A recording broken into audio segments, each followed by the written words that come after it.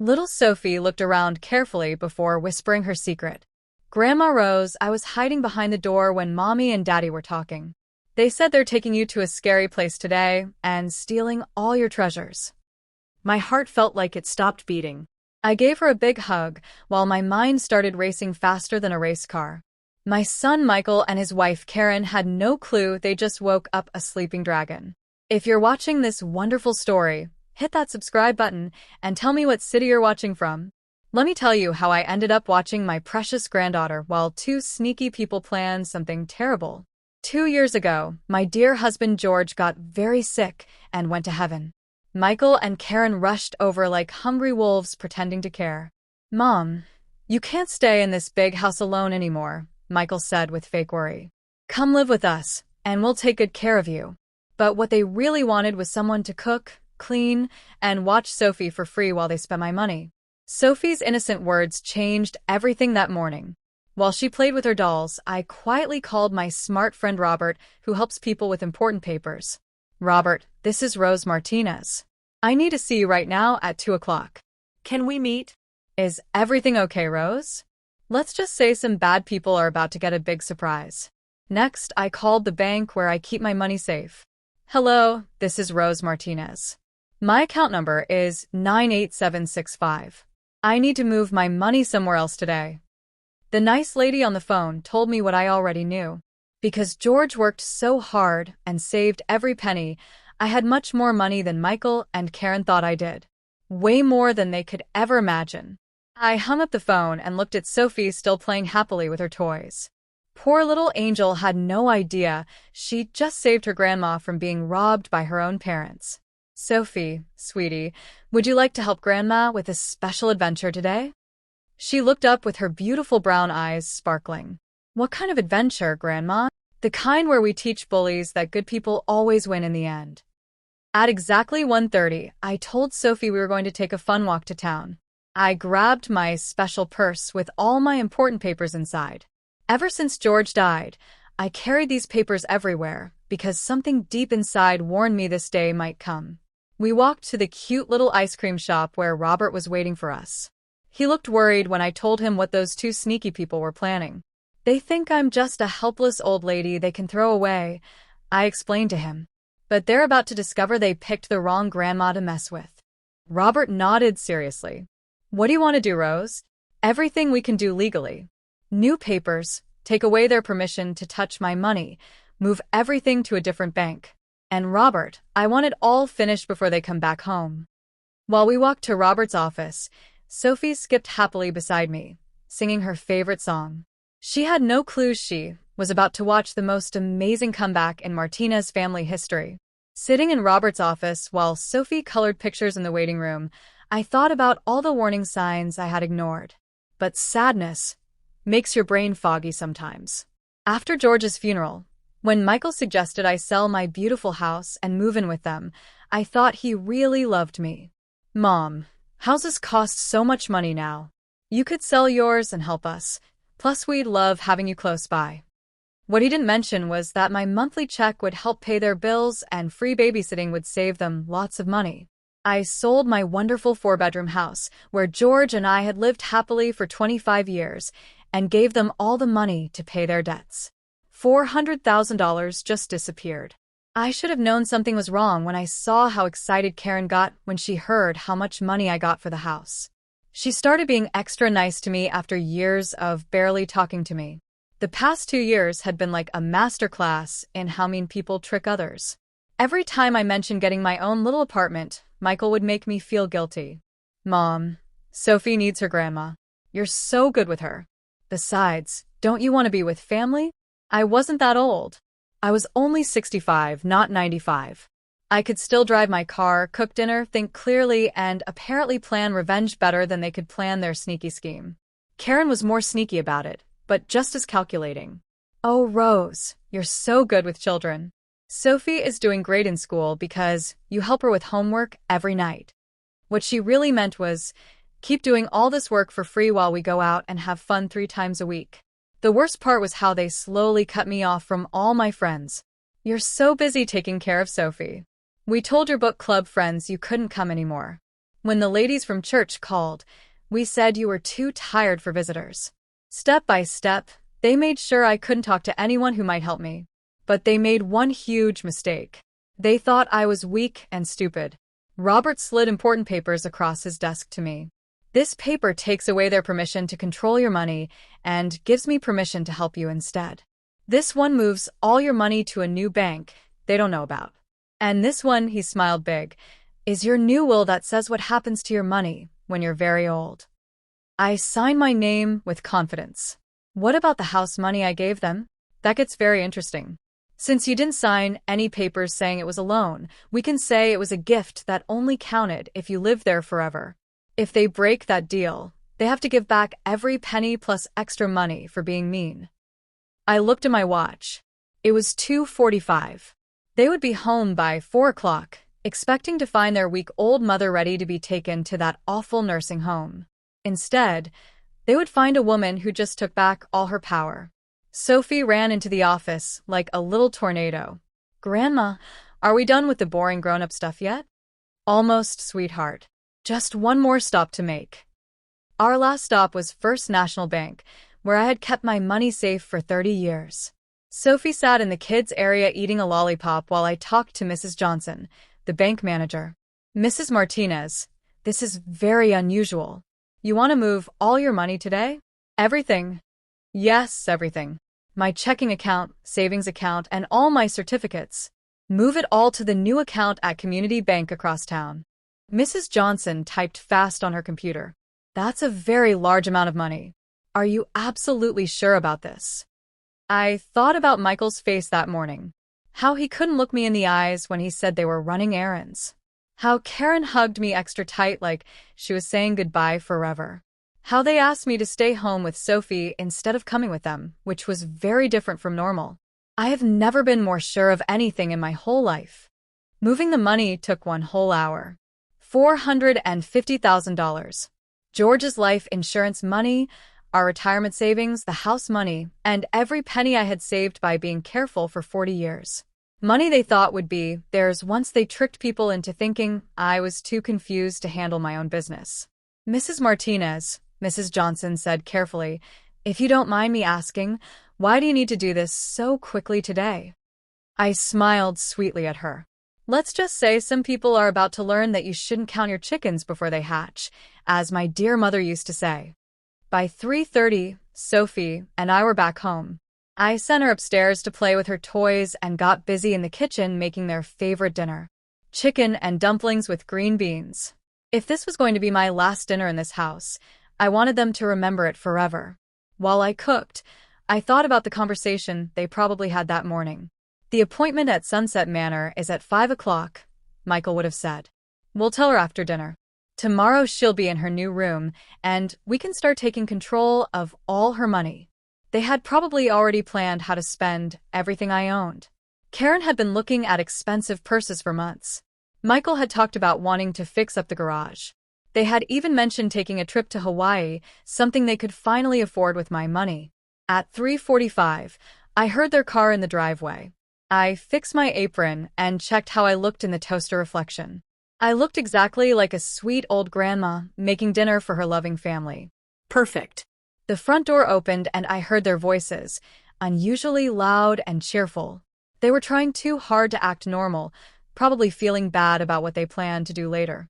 Mom, we're home, Michael called out. Something smells incredible in here. Just making your favorite meal, I called back happily. Sophie's upstairs playing.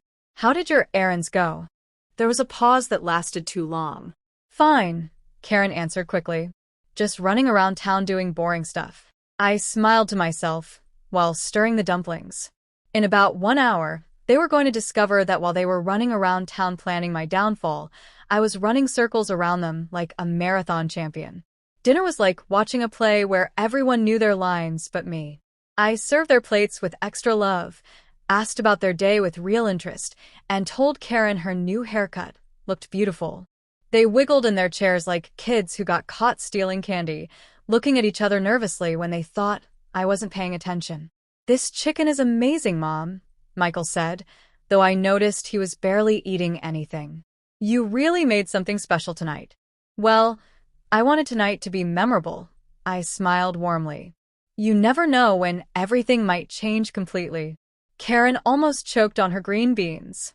Change? What do you mean by that? Oh, just life in general, dear. Nothing ever stays exactly the same forever, does it? They managed to finish eating, though you could cut the tension with a butter knife. Sophie talked happily about school and her friends, completely unaware of the storm brewing around our dinner table. At 7 o'clock sharp, Michael cleared his throat like he was about to give a speech. Mom, could we talk to you in the living room for a minute? Sophie, go play upstairs while the grown-ups chat. Here it comes, I thought to myself. The moment they've been building up to all day like actors in a terrible play. We sat down in the living room, them on the couch looking nervous, me in my favorite rocking chair by the big window. Michael played with his hands nervously. Karen stared at the coffee table like it was the most interesting thing in the world. Finally, Michael spoke up like he was reading from a script. Mom, Karen and I have been talking a lot lately, and we think maybe it's time for you to consider different living arrangements. I tilted my head and acted confused. Different arrangements? You mean like getting my own little apartment somewhere? Not exactly. Karen jumped in with her fake sweet voice. We were thinking more like a senior community, somewhere with people your own age, fun activities, and nurses nearby in case you need help. You mean an old folks' home? I asked, still pretending to be confused. It's not an old folks' home, Michael said quickly, like he'd practiced the speech. It's a beautiful place called Sunset Manor. They have a gorgeous building, great programs for seniors, and… You've already looked at places, haven't you? I interrupted. Another one of those long, guilty looks between them. We just thought we'd explore some options, Michael said weakly, like a little boy caught in a lie. I leaned back in my rocking chair, letting the silence grow like storm clouds. They expected tears, begging, maybe even me falling apart completely. Instead, I smiled calmly. Well, that's very interesting timing indeed. What do you mean? Karen's voice got sharp with worry. I mean, I spent today exploring options too. I pulled out my phone and scrolled to Robert's number. Robert, this is Rose. Could you please come over to the house right now?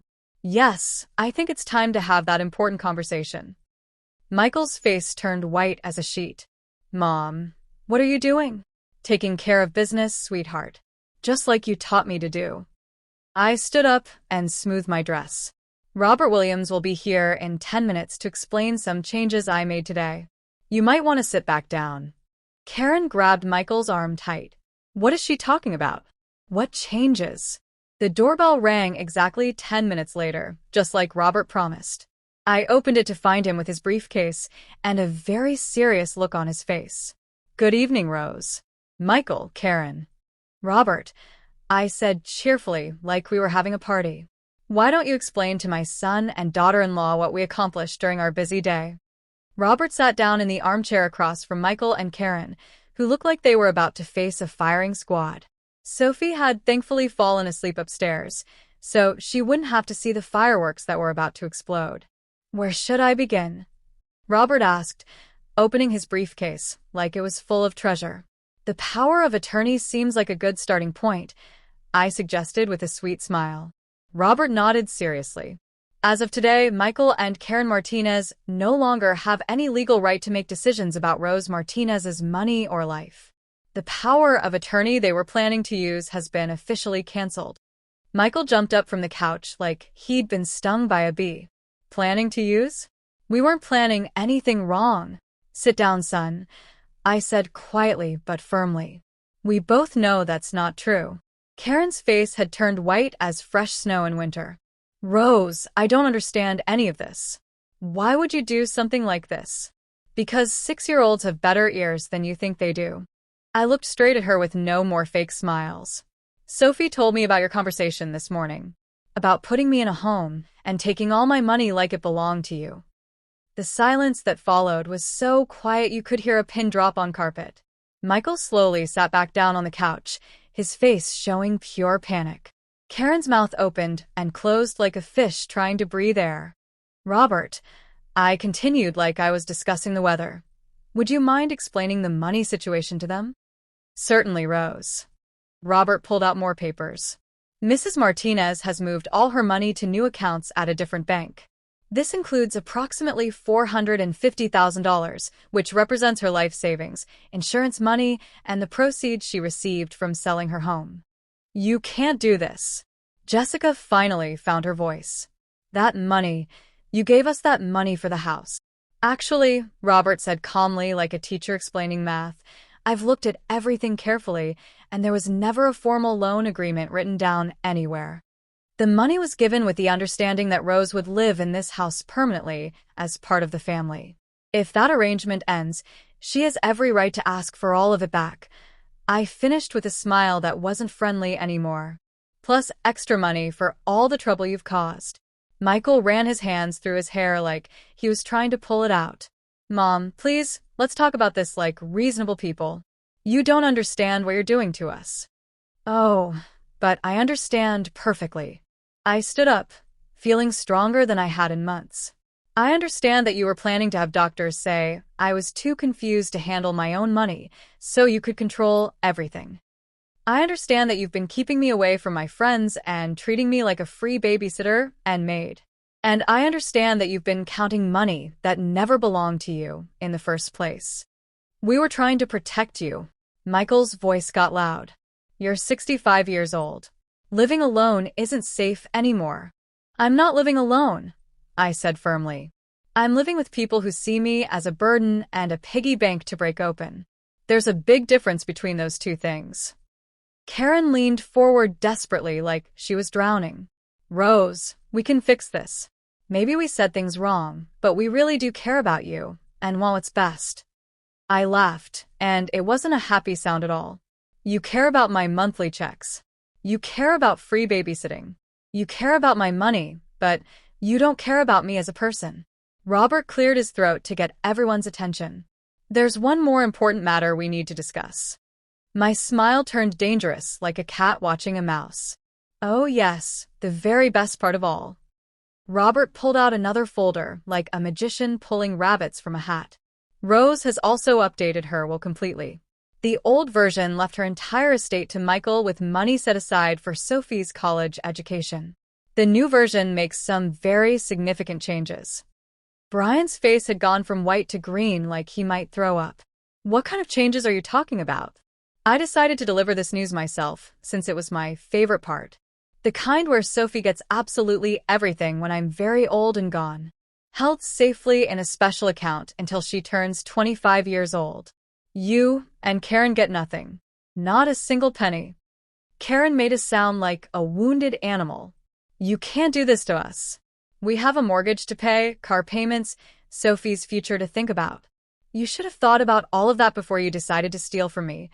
I said, done with playing nice forever. Did you really think I was so stupid that I wouldn't figure out your plan? Sunset Manor costs $3,000 every month. You had it all calculated perfectly, didn't you? Put me away, sell everything I own, control all my money, and keep the extra for yourselves like greedy pirates. Michael tried one more desperate trick. Mom, I'm your son, your only child. Dad would have wanted you to take care of me and help me succeed in life. That was his biggest mistake, bringing George into this fight. Your father, I said, my voice dropping to a whisper that was scarier than yelling, worked 2 jobs for 20 years so we could save every single penny for our golden years. He went without new clothes and vacations so we could build something beautiful to leave you when we were gone. And you were planning to steal it while I was still alive and breathing. I walked over to the fireplace where George's picture sat and picked it up, looking at his kind face that I missed every single day. You know what your father would say if he could see you right now? I asked, holding his picture against my heart. He'd say, Rose, I should have taught our son better than this. I set the picture down gently and turned to face them with fire in my eyes. Robert, there's one more document we need to discuss, isn't there? Robert nodded with a grim expression. The eviction notice.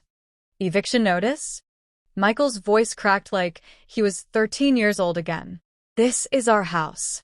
Actually, I said, pulling out my own folder from my purse, that's where things get really interesting. Remember that $400,000 I gave you? I have all the bank records showing the transfer from my account to yours, specifically to pay off your mortgage and credit card debts. Karen's face crumpled as understanding hit her like a truck. You want all the money back? Every single penny, I confirmed sweetly. Plus the 2 years of rent you should have been paying me for living in my house. Plus all the money you saved by making me babysit for free. Plus extra money for hurting my feelings and being mean. I calculate that comes to about $500,000 total. Michael's voice was barely a whisper. We don't have that kind of money anywhere. Then I guess you'll have to get creative and work harder.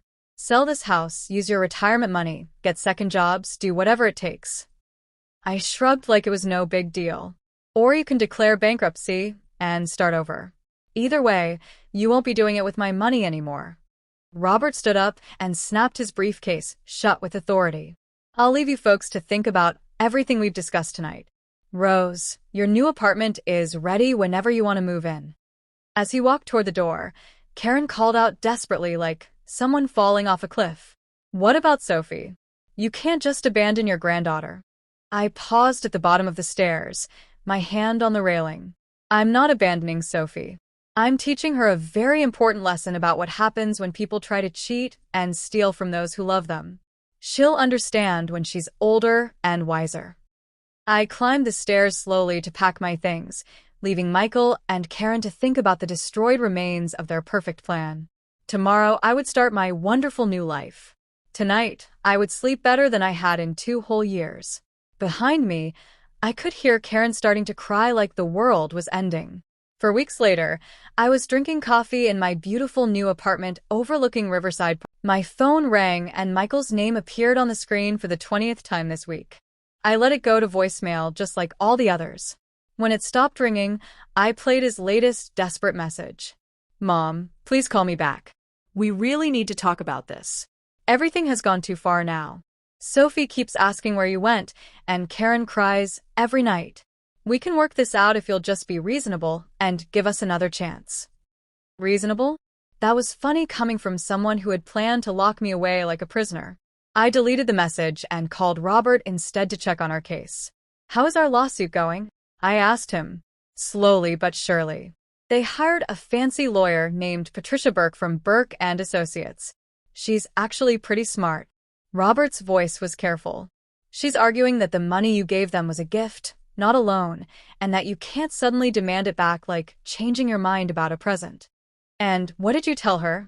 That we have 2 years of documented evidence showing they treated you like a paying tenant, not a beloved family member.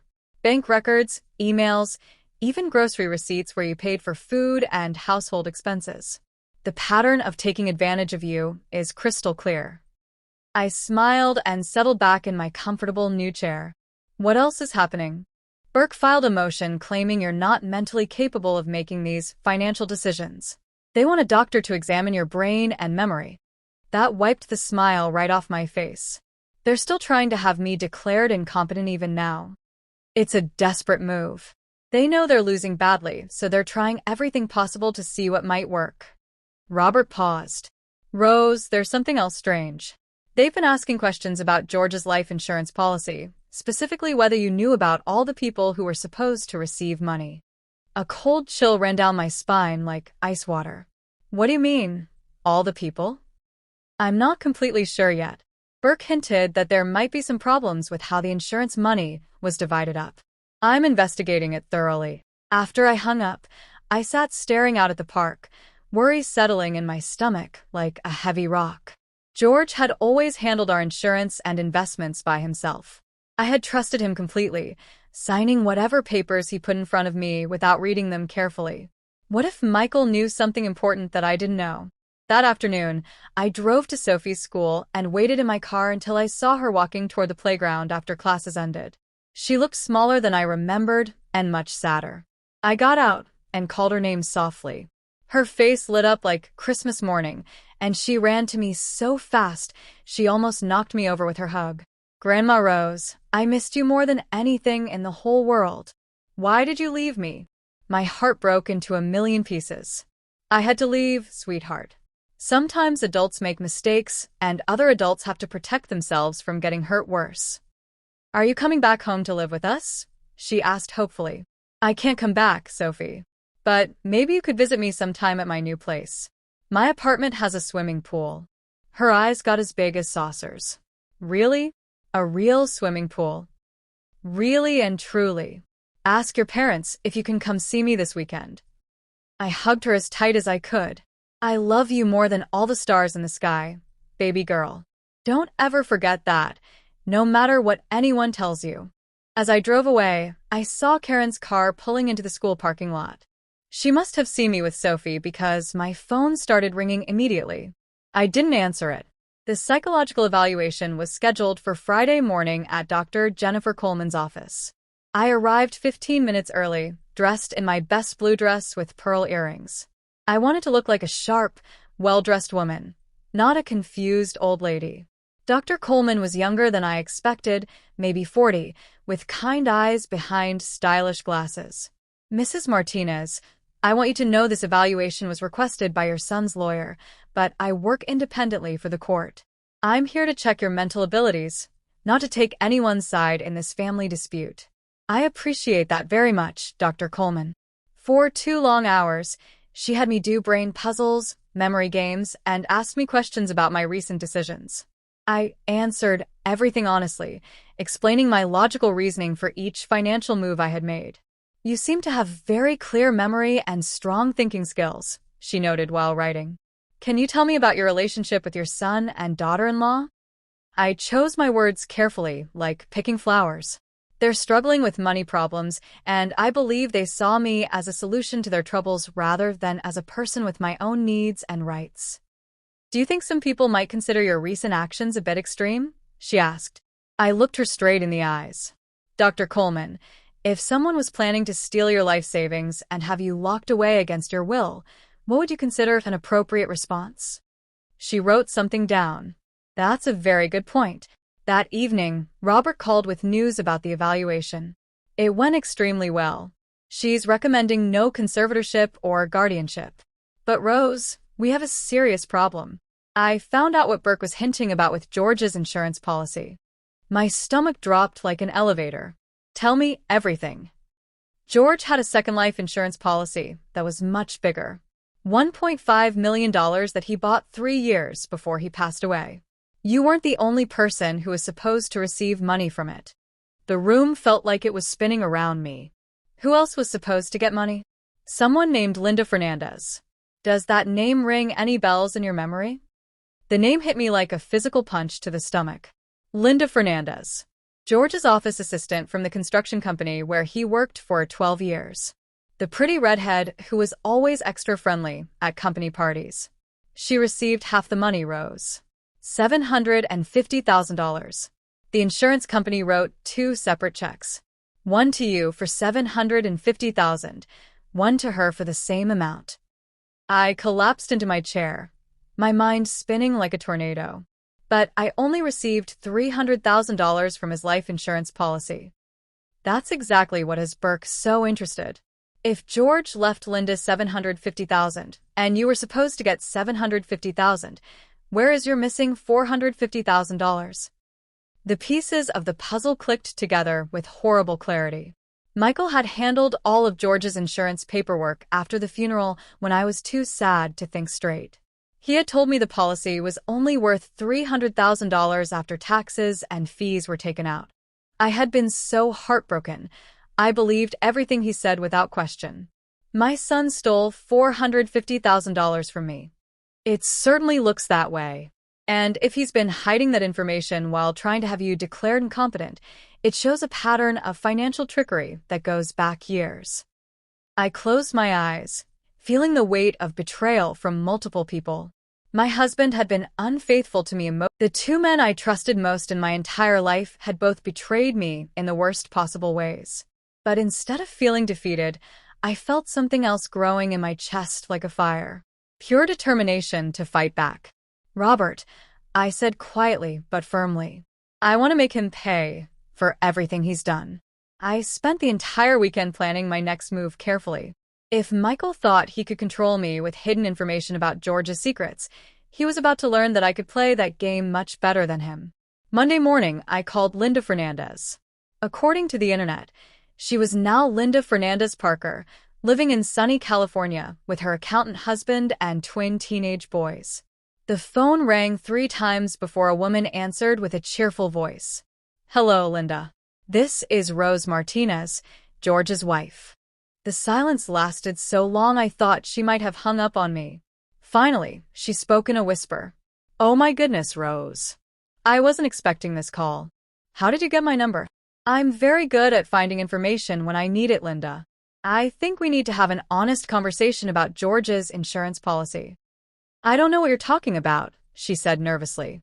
"Linda, sweetheart, I know all about the $1.5 million policy. I know you received $750,000 from it. What I want to understand is what you know about my missing half." Another very long pause. "Your son told me you had received your portion already."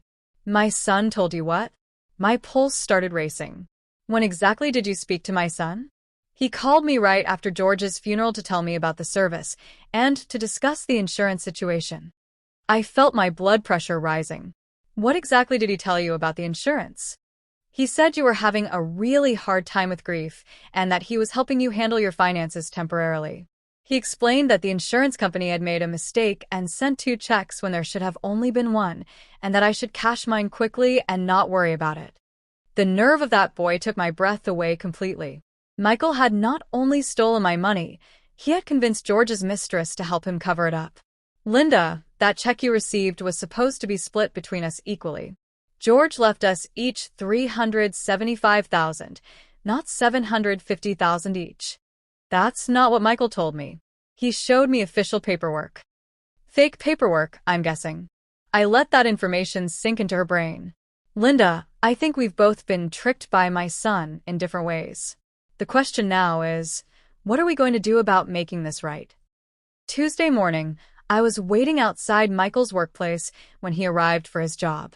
His face went completely white when he saw me sitting calmly on the bench in the lobby. "Mom, what are you doing here?" "Hello, Michael. Beautiful morning, isn't it?" I stood up and smoothed my jacket. "I thought we could have lunch together. There's so much we need to discuss." He looked around nervously, noticing that his co-workers were watching us curiously. "I'm really swamped with work today." "Oh, I absolutely insist. In fact, I already made us a reservation at Mario's restaurant. You remember Mario's, don't you? Where you took me to celebrate your birthday last year?" His jaw got tight, but he nodded reluctantly. "Fine, but I can't stay very long." Mario's was packed with a lunch crowd, giving me perfect cover for what I was about to do. We ordered our food, talked about Sophie and the weather, and I waited patiently until his guard was completely down. Then I smiled sweetly and said, "I had the most fascinating conversation with Linda Fernandez yesterday." Michael's fork clattered loudly against his plate like cymbals crashing. Michael's face went through several different colors before settling on ash gray like a storm cloud. All around us, the restaurant buzzed with normal lunch conversations while my son sat there thinking about the wreckage of his carefully built lies. "I don't know what Linda might have told you," he finally managed to say, "but she told me you convinced her that the insurance company made an error, that she deserved the full $750,000 instead of the $375,000 George actually left her." I took a calm sip of my iced tea, enjoying every second of this moment. Imagine my shock when I realized you had stolen $450,000 from me to cover up your father's affair. "I was protecting you." Michael's voice got loud, then dropped when other people looked our way. "You were completely destroyed after Dad died. Finding out about Linda would have finished you off completely. So you decided to make money from my ignorance instead of just being honest." "It wasn't like that at all. I used that money to secure our family's future. You would have just put it in the bank anyway and never touched it." I laughed, a sound sharp enough to cut through steel. "You stole nearly $500,000 from your grieving mother and convinced yourself it was for my own good. The selfishness is absolutely breathtaking." Michael leaned across the table desperately, like a drowning man. "Mom, please let me explain the whole situation. Dad left Linda that money because she was going to have his baby." The entire world stopped spinning on its axis. "What did you just say?" "Linda was pregnant with Dad's child. She lost the baby in her 5th month, but Dad had already changed his insurance to provide for the child's future. When she miscarried, he was planning to change it back to just you, but then he had his heart attack and died. I stared at him, trying to process this new layer of betrayal and heartbreak. Frank hadn't just had an affair with his secretary. He had gotten her pregnant, and Michael had known this terrible secret all along. How long have you known about this? Linda called me immediately after the funeral. She was falling apart, grieving for Dad, and dealing with losing the baby too. She showed me all the medical records, the insurance documents, everything that proved what had happened. And instead of telling me the truth, you decided to steal from both of us. I convinced her she deserved the full amount after everything she'd been through. And I used your portion to pay off her house, so you wouldn't have to worry about us struggling financially while you were grieving. The twisted logic was almost impressive in its selfishness. You stole from me to pay your own bills and convinced yourself it was charity work. Michael's phone started buzzing on the table. He glanced at it and turned even more pale. It's Karen. She says Robert Williams is at her house with more legal papers. I smiled like a cat who caught the biggest mouse in the world. Oh, that would be the criminal fraud charges I filed this morning with the district attorney's office. Criminal charges? Michael whispered like he couldn't breathe. Insurance fraud, elder abuse, theft by deception, forgery of legal documents. Robert was very thorough. Michael's hands were shaking like leaves in a strong wind. Mom, please think about Sophie. If I go to prison, what will happen to her? You should have thought about Sophie before you decided to become a criminal, I said firmly, standing up and leaving money for my lunch. But don't worry too much about her future. She's going to be very well taken care of. In fact, she's going to inherit quite a bit more money than she was originally supposed to get. What do you mean by that? I leaned down close and whispered in his ear. Linda is giving me back every penny that was rightfully mine. All of it. It turns out she has a conscience, which is more than I can say for you. Michael's face completely crumpled like a house of cards. You can't destroy my life like this. I'm your son, your only child. You're absolutely right. You are my son, and that makes what you've done so much more painful and unforgivable. I walked out of that restaurant and got into my car, my hands perfectly steady on the steering wheel. I had one final stop to make before this chapter of my life was completely finished. The next morning, I sat in my cozy apartment watching the local news coverage of Michael's arrest. Local insurance agent charged with elder abuse and fraud, the news anchor reported seriously. Michael Martinez allegedly stole over $400,000 from his elderly mother's insurance settlement while simultaneously planning to have her declared mentally incompetent. My phone had been ringing nonstop all morning, reporters wanting interviews, neighbors who had seen the story, old friends reaching out with support. I ignored most of them except for one very special call. Grandma Rose? Sophie's little voice sounded scared and confused. Mommy has been crying all day, and she won't explain why Daddy can't come home tonight. My heart shattered into pieces for this innocent child caught in the middle of all this adult mess. I'll be right there, sweetheart. Grandma's coming. I found Sophie at her best friend's house where Karen had dropped her off before going to the jail to see Michael. The 8-year-old looked completely lost, holding her favorite stuffed bunny tight against her chest. Are you in big trouble too, Grandma? She asked with tears in her eyes. I knelt down to her level and took her small hands in mine. No, baby, Grandma isn't in trouble. Sometimes adults make very bad choices, and they have to face the consequences for those choices. Is Daddy a bad person now? Your daddy isn't a bad person, Sophie. But he did some very wrong things, and now he has to make them right and learn from his mistakes. Over the next few hours, I explained everything to Sophie in simple words she could understand. How people who love each other should always be honest and kind. How taking things that don't belong to you is always wrong, even if you think you have good reasons. How sometimes protecting someone you love means making very difficult and painful choices. Are you still angry at Daddy? She asked innocently. I thought about her question very carefully before answering. I'm disappointed in your daddy and very sad that he hurt me so badly, but I will always love him because he gave me the most precious gift in the world, you. That evening, Karen came to pick up Sophie. She looked terrible, her eyes red and puffy from crying for hours. The confident woman who had helped plan my downfall was completely gone. The lawyers say he could get 5 years in prison if he's found guilty of everything. That will be up to the judge to decide, I replied calmly. Rose, please. I know we hurt you terribly, but Michael is scared and completely lost. Can't you find it somewhere in your heart to forgive him and help us? I looked at this woman who had participated in planning to steal my independence and dignity, who had smiled to my face while plotting against me behind my back. A year ago, I would have crumbled under the guilt she was trying to make me feel. Karen, I forgave Michael the very moment I filed those charges against him. Forgiveness doesn't mean ignoring consequences or enabling bad behavior. It means I'm not going to let his terrible choices poison my future happiness. 3 months later, Michael pleaded guilty to avoid a long, expensive trial. He received 18 months in minimum security prison and 3 years of supervised probation afterward. The judge ordered full restitution, $700,000 plus interest and legal fees. Karen had to sell the house and move into a tiny 2-bedroom apartment. She got a job at a veterinary clinic to support herself and Sophie. It wasn't easy for them, but she was finally learning to stand on her own 2 feet without depending on other people's money. Sophie came to visit me every single weekend.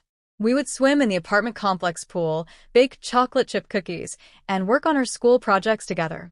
She was amazingly resilient, the way children often are, and she was learning valuable life lessons about honesty, consequences, and the important difference between real love and manipulation. As for me, I enrolled in watercolor painting classes at the community center, joined a wonderful book club full of interesting people, and started volunteering at the local animal shelter. At 65 years old, I was finally living the life I truly wanted instead of the life other people expected me to live. George's betrayal still hurt sometimes during quiet moments when I was alone with my thoughts. But I had learned something very important about myself and life in general. Being hurt by people you trust doesn't make you weak or stupid, and being kind and generous doesn't make you a pushover.